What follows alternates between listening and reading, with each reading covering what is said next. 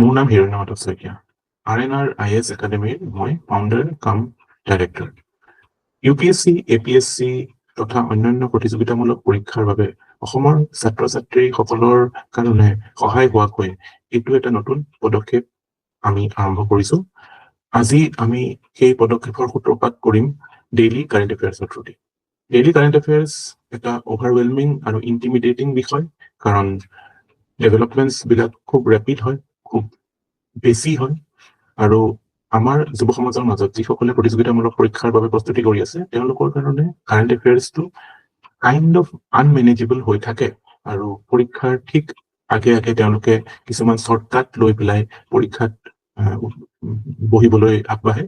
কিন্তু আমি আমাৰ অভিজ্ঞতাৰ পৰা দেখা পাওঁ কাৰেণ্ট এফেয়াৰ্ছ এটা ডেইলি কৰা বস্তু। ইয়াত যথেষ্ট ডিচিপ্লিন আৰু ডেডিকেশ্যন লাগিব। আমি সদায় নিউজ পেপাৰ পঢ়িব লাগিব, সদায় নিউজ পেপাৰ নোটছ বনাব লাগিব, আৰু এখন নিউজ পেপাৰ বুলিয়ে নহয়, কাৰণ আমাৰ অসমৰ নিউজ পেপাৰ থাকিব, নেশ্যনেল নিউজও থাকে অসমৰ নিউজ পেপাৰত, কিন্তু তথাপি আমি এখন নেশ্যনেল ডেইলিও ফ'ল' কৰিব লাগে। এনে ক্ষেত্ৰত নিজৰ কোৰ চিলেবাছৰ লগতে কাৰেণ্ট এফেয়াৰ্ছৰ প্ৰিপেৰেশ্যনটো মেনেজ কৰাত ছাত্ৰ সমাজৰ মাজত যথেষ্ট এংজাইটি ক্ৰিয়েট হয়। এই এংজাইটি দূৰ কৰিবৰ বাবে আমি এটা নতুন পদক্ষেপ আৰম্ভ কৰিছো, daily current affairs in 5 minutes. আমি চেষ্টা কৰিম যে 5 পৰা 8 মিনিটৰ ভিতৰত ডেইলি কাৰেণ্ট এফেয়াৰ্ছখিনি ক্ৰিস্প এণ্ড কনচাইজ আকাৰত আপোনালোকৰ আগত আমি প্ৰস্তুত কৰোঁ, আৰু আপোনালোকে সেইখিনি শুনি আৰু তাৰপিছত সেই ফাইলটো ডেছক্ৰিপশ্যনৰ পৰা ডাউনলোড কৰি নিজৰ প্ৰিপাৰেশ্যন সবল কৰি তুলিব পাৰে আৰু কনফিডেণ্টলি পৰীক্ষা দিব যাব পাৰে যে আপোনালোকে কাৰেণ্ট এফেয়াৰ্ছৰ প্ৰিপাৰেশ্যন ছাফিচিয়েণ্টলি কৰিছে। চ' আৰু পলম নকৰাকৈ 19 ডিচেম্বৰ 2024 নিউজ পেপাৰ এনালাইচিছৰ পৰা আমি এই প্ৰগ্ৰেমৰ এই বিষয়ৰ আৰম্ভণি কৰোঁ। চ' 19 তাৰিখৰ নিউজৰ প্ৰথম শিৰোনামাত আছে, বাংলাদেশৰ এখন হাইকোৰ্টে পৰেশ বৰুৱা, আমাৰ আলফাৰ যিজন কমাণ্ডাৰ ইন চিফ, তেওঁৰ এগেইনষ্টে এটা হিয়াৰিং আছিলে। এইটো আগতে তেওঁৰ এগেইনষ্টে ডেথ পেনাল্টি আছিল, এইটো কমিউট কৰি পেলাই এতিয়া লাইভ কৰি দিছে। এই ডেভেলপমেণ্টটো আমি চাব লাগিব ৰিচেণ্ট পলিটিকেল চেঞ্জেছ ইন বাংলাদেশৰ কণ্টেক্সটত। বাংলাদেশত যিহেতু শ্বেখ হাছিনাৰ চৰকাৰ যোৱাৰ পিছত এতিয়া এটা ইণ্টাৰিম গভৰ্ণমেণ্টে চলাই আছে বাংলাদেশত, চ' সেনে ক্ষেত্ৰত what are the implications of it to the security scenario in India, আৰু কিছুমান আমাৰ অসমৰ কাৰণে কেনেকুৱা কিছুমান থ্ৰেট আহিব পাৰে, আৰু ডেফিনেটলি আমি এইবিলাক ডেভেলপমেণ্ট এতিয়া দেখা পাইছো। এতিয়া এই কেছটোৰ স্পেচিফিক ডিটেইলছ যদিও পৰীক্ষাত ইম্পৰ্টেণ্ট নহ'ব পাৰে, বাট মেইনছৰ কাৰণে এইটো ইম্পৰ্টেণ্ট হয় যে বাংলাদেশৰ চেঞ্জ চিনাৰিঅ'ত অসমৰ ইম্পেক্ট বা ইণ্ডিয়াৰ ইম্পেক্ট কেনেকুৱা হ'ব, বা ৰিজনেল ইনষ্টেবিলিটি বা ৰিজনেল কাউণ্টাৰ টেৰৰিজিম এফৰ্টছ বা আলফাৰ এক্টিভিটি এইবিলাক আহিব নেকি। চ' সেনেকুৱা ক্ষেত্ৰত এই নিউজটো ইম্পৰ্টেণ্ট হৈছে। আৰু তাৰ লগতে এইটো ইয়াত এটা কথা উল্লেখ আছে যে the role of China. So' China has there is a role in this whole process, that China is involved in destabilizing the region for India. So আপোনালোকে এইখিনি চালে গম পাব যে yes, there is a negative role of China. So পৰীক্ষাৰ কাৰণে সেইটো মেইনছৰ কাৰণে বিশেষকৈ ইম্পৰ্টেণ্ট হৈছে। তাৰপিছত সাহিত্য একাডেমী বঁটা আপোনালোকে জানে 21টা লেংগুৱেজত দিয়া যায়। আমাৰ পৰীক্ষাত প্ৰিলিমছ বিশেষকৈ দুটা কথা ইম্পৰ্টেণ্ট, অসমৰ পৰা কোনে পাইছে, অসমীয়া লেংগুৱেজত কোনে পাইছে, বা কিতাপকেইখনৰ নাম, মানুহকেইজনৰ নাম, বা অসম তথা নৰ্থ ইষ্টৰ কাৰণেও, কাৰণ মই এটা কথা ইয়াতে মেনশ্যন কৰিছো, ইংলিছ লেংগুৱেজতো সাহিত্য একাডেমী দিয়া যায়, আৰু এইবাৰ এজন নাগালেণ্ডৰ অথৰে পাইছে। আপোনালোকে মন কৰিব, আপোনালোকে নিজৰ ফালৰ পৰা উলিয়াই পেলাই কমেণ্টত নোট কৰিব যে কোন হয়। চ' এইটো মানে গুৰুত্ব দিবলগীয়া ডেভেলপমেণ্ট। তাৰপিছত এটা নিউজ আছে ৰোড এক্সিডেণ্ট, এটা মানে avoidable death in road accident. আমি কিছুমান ডাটা পাইছো ministry of road transport and হাইৱেজৰ পৰা, যে কিমান ডেথ হৈছে, কিমান কাৰণবিলাক কি, আৰু কেনেকুৱা টাইপৰ চলিউশ্যন হ'ব পাৰে, সেইটো এই নিউজ আৰ্টিকেলটোত আছে। চ' আপোনালোকে চাব পাৰি। ইয়াত চলিউশ্যন হিচাপে stricter enforcement, improve road design and increase public awareness. তাৰ লগতে মই এটা কথা এড কৰিম, আমাৰ এটা ল আছে গুড ছামাৰিটান ল বুলি। গুড ছামাৰিটান ল মানে আপোনালোকে যেতিয়া মানুহ এজনক হেল্প কৰিব সেনেকুৱা এটা অৱস্থাত যাতে পুলিচে বা অথৰিটি আপোনালোকক হেৰাছ নকৰে। কি হয়, আমাৰ ডাইৰেক্টলি সেইটো ল নাই, বাট সুপ্ৰিম কোৰ্টৰ গাইডলাইনছ আছে সেইটো ৰিগাৰ্ড, মানে উইথ ৰেচপেক্ট টু গুড ছামাৰিটান, যে মানে কিছুমান প্ৰট'কল ফ'ল' হ'ব যদি কোনোবা এজন মানুহে এনেকুৱা এক্সিডেণ্ট ভিক্টিম এজনক হেল্প কৰে। বহুত ইম্পৰ্টেণ্ট ডেভেলপমেণ্ট, অসমৰ কাৰণে ৰেলিভেণ্ট ইয়াত। তাৰপিছত এটা এনভাইৰনমেণ্ট কাম gender justice initiative. So' under the sal tree theatre movement, এইটো সুপ্ৰচাৰ্য ৰাভা তেওঁৰ ইনিচিয়েটিভত আৰম্ভ হৈছিল গোৱালপাৰা জিলাত, তাতে এটা থিয়েটাৰ মুভমেণ্টটোত যদিও এটা কালচাৰেল ইভেণ্ট হয় তাৰ লগতে এটা এনভাইৰনমেণ্ট কনচিয়াছনেছৰ কথা আছে কাইণ্ড অফ মানে ৰোল অফ উমেনৰ কথা আছে চ' চব বস্তু আমি লিংক কৰি পেলাই এইটো এটা এক্সাম্পল হিচাপে পৰীক্ষাত ইউজ কৰিব পাৰোঁ প্ৰিলিমছৰ কাৰণেও আহিব পাৰে আণ্ডাৰ দ্য চালট্ৰি মুভমেণ্টটো কোন জিলাত আছে বা কোনজন মানুহ এছ'চিয়েটেড হয় ঠিক আছে তাৰপিছত মণিপুৰৰ যিহেতু আপোনালোকে ডেভেলপমেণ্টছ গম পায় মণিপুৰৰ কথা মণিপুৰৰ peace restoration is a very important issue তাতে এন বীৰেন সিং মণিপুৰৰ চিফ মিনিষ্টাৰ তেওঁ এটা কমেণ্ট কৰিছে যে যিটো ইলিগেল ইমিগ্ৰেশ্যন হয় মণিপুৰত সেইটো এটা মেজৰ ৰিজন বুলি গভৰ্ণমেণ্টে কৈছে illegal immigration mainly from Myanmar so' তেওঁলোকে জিঅ' ইমেজিং বা ছেটেলাইট ইমেজিঙৰ পৰা গম পাইছে কিছুমান নতুন মানে ভিলেজেছ ছেটআপ হৈছে চ' যাতে মানে ইণ্ডিজিনাছ সকলে মানে ইনচিকিউৰ ফিল নকৰে এইটো প্ৰব্লেম মণিপুৰতে বুলি নহয় আমাৰ গোটেই নৰ্থ ইষ্টতে এইটো প্ৰব্লেম মানে আউটচাইডাৰ ইনচাইডাৰ ইছ্যুটো আছে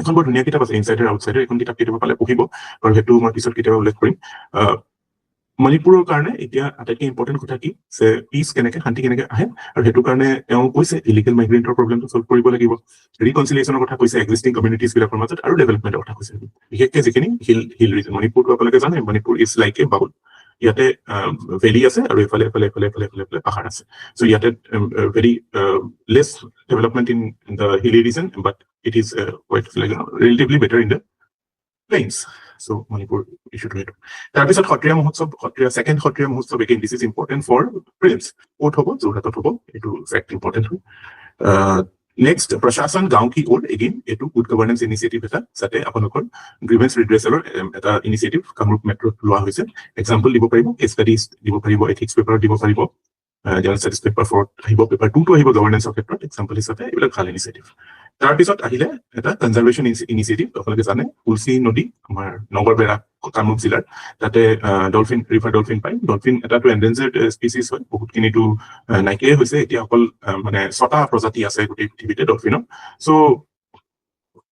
সেইটোৰ এটা জিঅ' টেকিং কৰিছে এটা ডলফিনৰ তাতে চ' এইটো এটা ইম্পৰ্টেণ্ট নিউজ জিঅ' টেকিং কৰিলে কি লাভ হ'ব জিঅ' টেকিং কৰিলে ক'ত আছে তেওঁলোকে মুভমেণ্ট ক'ত কৰে ডিষ্ট্ৰিবিউশ্যন কেনেকুৱা what are their behaviour seasonal behaviours বিলাক এইবিলাক আমি গম পাম so' that is again very important then this is another important news Patharughat uprising আপোনালোকে সকলোৱে জানে অসমৰ এটা হিষ্টৰিকেল ইভেণ্ট হয় দৰং জিলাত চ' পথৰুঘাটত কি হৈছিলে পথৰুঘাটত পিজেণ্ট আপৰাইজিং হৈছিলে চ' প্ৰথমতে আমাৰ ডিপাৰ্টমেণ্ট অফ পোষ্টে মানে ইণ্ডিয়া পোষ্টে এটা এনভলপ ইছ্যু কৰিছিল এতিয়া এটা নতুন ষ্টাম্প এটা এইটো to commemorate that those brave hearts those 140 brave hearts who wer killed by British police in 1894 it is recognized as a very significant peasant movement so that is in news then now this is very important India China আপোনালোকে জানে কোভিডৰ সময়ত প্ৰায় there has been a border conflict mainly in eastern Ladakh এতিয়া 7টা friction point আছে 7টা friction point কি হয় আপোনালোকে কমেণ্টত লিখি দিব মই দুই এটা কৈ দিম আপোনালোক গালৱান আছে গোগ্ৰা আছে তাৰপৰা পেংগংছু নৰ্থ চাউথ হট স্প্ৰিংছ এনেকুৱা 7টা ফ্ৰিকশন পইণ্ট আছিল গোটেইকেইটাতে এতিয়া ডিসএংগেজমেণ্ট হৈ গৈছে চ' ডিপ্ল'মেটিক টক্স হৈছে স্পেচিয়েল ৰিপ্ৰেজেণ্টেটিভ লেভেলত আমাৰ ফালৰ পৰা আমাৰ NSA আজি ডবল গৈছিলে আৰু চাইনিজ ফৰেইন মিনিষ্টাৰৰ ফালৰ পৰা আহিছিলে অক্টোবৰ 2024 এটা এগ্ৰিমেণ্ট হ'ল so' there is a move towards peace and border stability. So it is a good news for India, and the reason because it is not healthy to have a conflict at all the times. So it is again very important, but we have to be very cautious because China has expansionist ambitions. China is an expansionist power, so ami bhul khabo nalage agote ami thok khaisu China ro, so we should be very careful.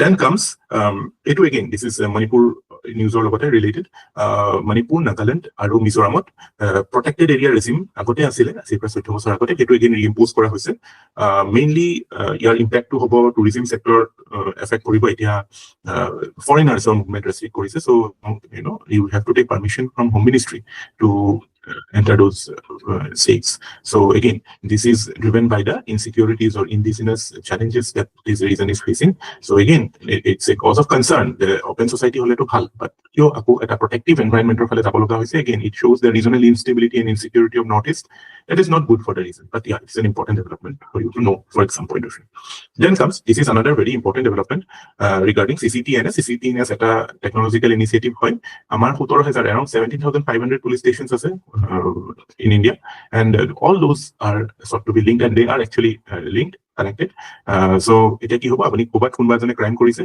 etu data sobote thakibo sob thanat connected hoi thakibo so it will obviously help in better preparing a good database allowing search and to track the criminals properly. And then sort of missing person ক্ষেত্ৰতো বা stolen vehicles এইবিলাকৰ ক্ষেত্ৰত এনেকুৱা হয় আমি দেখা পাওঁ ক'ৰবাত ইয়াত অসমত গাড়ী চুৰি হৈ গ'ল, বেংগল লৈ গ'ল বা মহাৰাষ্ট্ৰলৈ গ'ল, ইউপি লৈ গ'ল, এনেকুৱা ইয়াত ৰিপৰ্ট হৈ থাকিলে যদি পায়, all those things can be better managed. So it's a very good initiative, মানে kind of electronics in governance initiative, but using the IT in better policing. So that is a very good step. Then so that is it. And yeah, there is this final news. Sacred groups মানে হৈছে যিবিলাক আমাৰ sacred forest আছে, যিবিলাকক মানে communities বা মেঘালয়ত আমি দেখা পাওঁ, there is a great respect for the nature, and Supreme Court has recognized this as a part of community driven conservation initiative. So sacred groups কি হয়, their significance কি, again not only conservation, এটো এটা gender awareness বা equality এইবিলাক প্ৰিন্সিপলো ইয়াত দেখায়। এতিয়া ইয়াতে এটা এক্সাম্পল চাইট কৰিছে সুপ্ৰিম কোৰ্টে, পিপলান্টাৰী বুলি এখন গাঁও আছে ৰাজস্থানত। চ' তাতে কি হৈছিলে, তাতে যেতিয়া ছোৱালী এজনী জন্ম হয় তেতিয়া what they do is they plant a tree. They plant 111 trees. So that is a very good conservation initiative, as well as it is a respect for the girl child. ছোৱালী জন্ম হলে সেইটো কৰে। So that is a very good initiative which has multiple positive implications on society. So that's it. These are the current affairs of 19 December, which you need to know for your exams, various exams, which might be useful. So let me know how did you find it, and remember I will share the PPT of this class, of this analysis, in the description of the video. Thank you.